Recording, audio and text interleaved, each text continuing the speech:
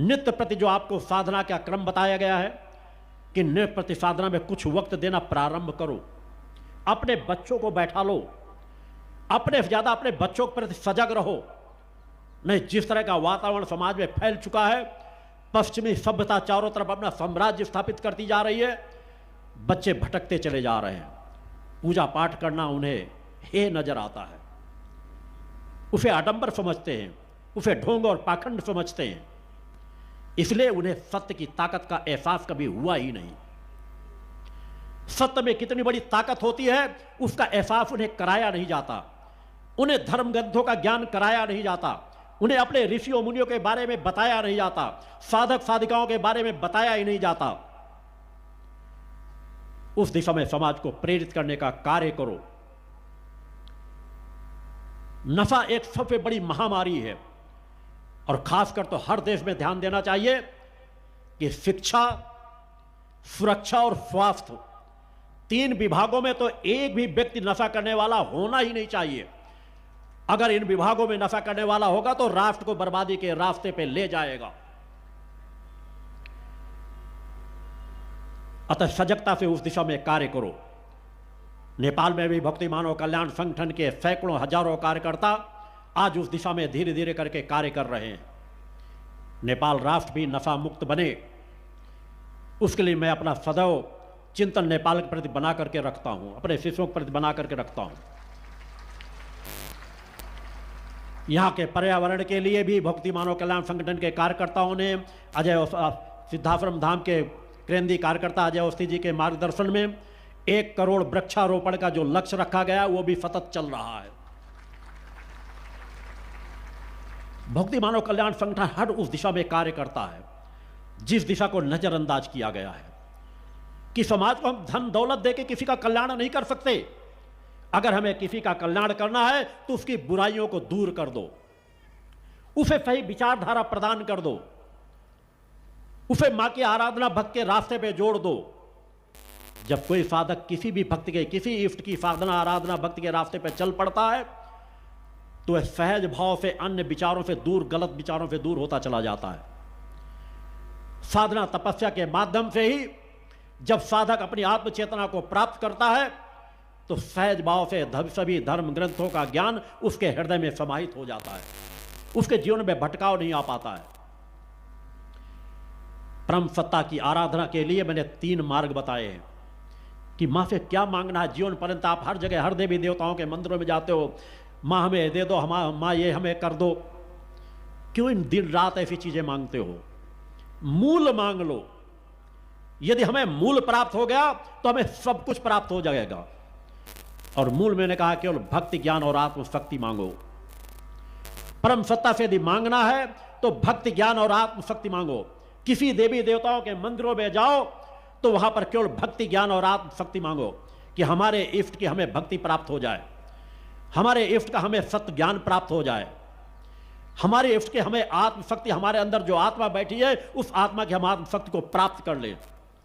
और आत्मशक्ति यदि प्राप्त हो गया, पुरुषार्थी परोपकारी बन जाओगे। पुरुषार्थी परोपकारी जीवन ही श्रेष्ठ जीवन होता है। जिसके अंदर पुरुषार्थ नहीं, जिसके अंदर परोपकार करने की प्रबल भावना नहीं, वह इंसान होकर के भी इंसान कहलाने का अधिकारी नहीं होता। कभी जीवन में अनित अन्याय धर्म का रास्ते का मत तय करो, भिखारी बनकर के जीवन मत तय करो। अपने आप को पहचानो, अपनी ताकत को पहचानो, अपनी सामर्थ्य को पहचानो, पुरुषार्थी बनो। 16-16, 17-17, 18-18 घंटे श्रम करना सीखो।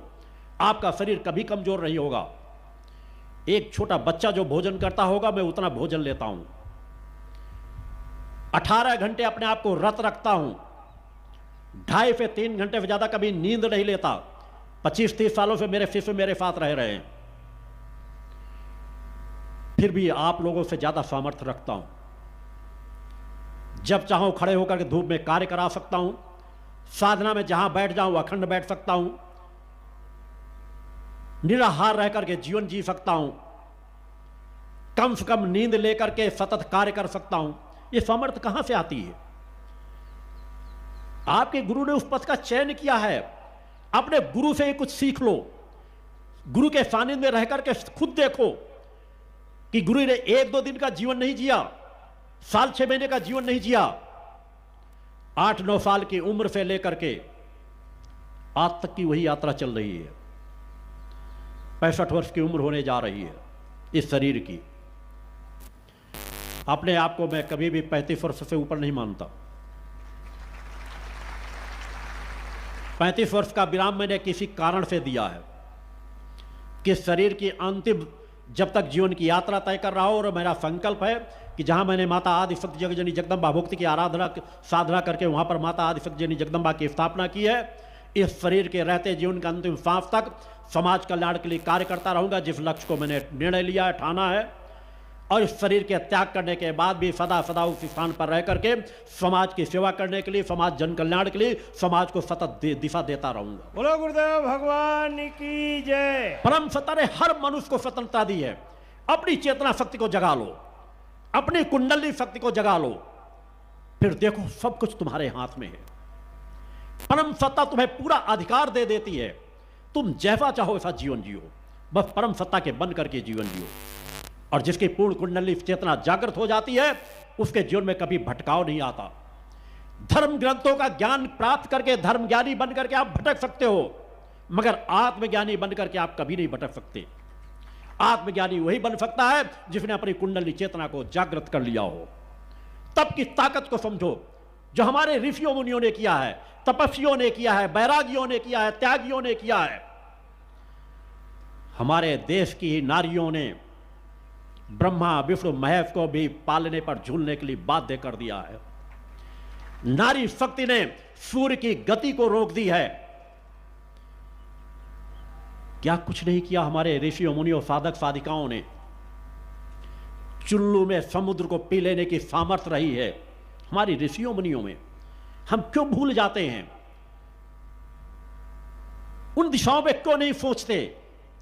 एक नहीं अनगिनत ऋषियों मुनियों की जहां सामर्थ्य रही हो, कण कण जहां ऋषियों मुनियों के पग पड़े हो। नेपाल और भारत जैसी पवित्र धरती में रहने वाले लोगों को तो अपने आप को सबसे बड़ा सौभाग्यशाली मानना चाहिए कि भूतल का कहीं एक कोई ऐसा कण नहीं होगा, कोई ऐसी जगह नहीं होगी जहां पर हमारे ऋषियों मुनियों के पग ना पड़े हों, जहां पर उनकी चेतना तरंगों का प्रवाह ना फैला हो। और हम समाज को किस दिशा में लेके जा रहे हैं? धर्म के नाम पर ढोंग और पाखंड, छल, झाड़ फूंक के नाम पर छल और पाखंड। जब तक इस छल और पाखंड के विरुद्ध मुखर होकर के आवाज जन जन नहीं उठाएगा, तब तक सत्य से समाज कोसों दूर होता चला जाएगा। सत्य की ताकत का एहसास करो, खुद तपस्वी बनो, अपने घर में आचार विचार व्यवहार से परिवर्तन लाओ, अपने घर को मंदिर मानो, नित्य प्रति परम सत्ता की आराधना करो, या जिस इष्ट में आपकी आस्था विश्वास है उस इष्ट की साधना आराधना करो। आपके घर में कोई भी व्यक्ति नशा करने वाला नहीं होना चाहिए, कोई भी व्यक्ति मांस का सेवन करने वाला नहीं होना चाहिए। आपका अतिथि भी आ जाए, यदि वह पान खाए हुए हो तो उसे दरवाजे में पानी दे दो कि पहले कुल्ला कर लो फिर हमारी चौखट में प्रवेश करो। मंदिरों की रक्षा की जाती है। मंदिरों में कोई नशा करके जाता है तो फिर रोक दिया जाता है। आपके घर क्यों मंदिर के समान नहीं होने चाहिए? अपने घरों के मंदिरों को समान बना लोगे, वहां की पवित्रता को बरकरार कर रखोगे, तभी उन मंदिरों की ऊर्जा आपके घरों में प्रवेश करेगी। अपने घर को दूषित बना करके रखो, अपने शरीर को दूषित बना के रखो, दिन रात मंदिरों में माथा टेकते रहो, कुछ नहीं प्राप्त हो सकेगा। और यही कारण है समाज के पतन का मूल कारण। यदि अपने जीवन को पवित्र बना लोगे, अपने घर को पवित्र बना लोगे, तो एक बार भी किसी मंदिर में जाकर के नमन मात्र करोगे, बिन मांगे वहां की ऊर्जा आपको प्राप्त हो जाएगी। बस अनित्य या नया धर्म के पथ पर मत बढ़ो। क्षणिक आवश्यकताओं की पूर्ति हो भी रही हो तब भी अनित्य या नया धर्म के पथ को श्रेष्ठ मत मानो। धर्म पथ को श्रेष्ठ मानो, सत्य के पथ को श्रेष्ठ मानो। सत्य पथ पर चलने के लिए पुरुषार्थी और परोपकारी बनकर के जीवन जियो। नशे मांस से मुक्त चरित्रवान चेतनावान जीवन जियो, फिर देखो तुम्हें कैसे तृप्ति नहीं मिलती। कैसे शांति और संतोष नहीं मिलता। सब अतृप्त हैं, भयग्रसित हैं। सब कुछ होते हुए भी इस धरती में अधिकांश लोगों से पूछकर देखो, मैं तपस्वियों की बात नहीं करता, साधकों की बात नहीं करता, हर व्यक्ति कहीं ना कहीं भयग्रस्त है। किस लिए? इसलिए भौतिकता की संपदा तो तुम्हारे पास है, अन्य सामर्थ्य तो तुम्हारे पास है, मगर चूंकि सत्य की ऊर्जा तुम्हारे पास नहीं है, इसलिए तुम्हें हर क्षेत्र से भय लगता है। शत्रुओं का भय, समस्याओं का भय, घर की में आर्थिक समस्या का भय, बच्चे पढ़ रहे हैं, बच्चे बाहर बाजार में जा रहे हैं कि उनके साथ कोई दुर्घटना ना हो जाए, उनके साथ कुछ ऐसा हो ना जाए,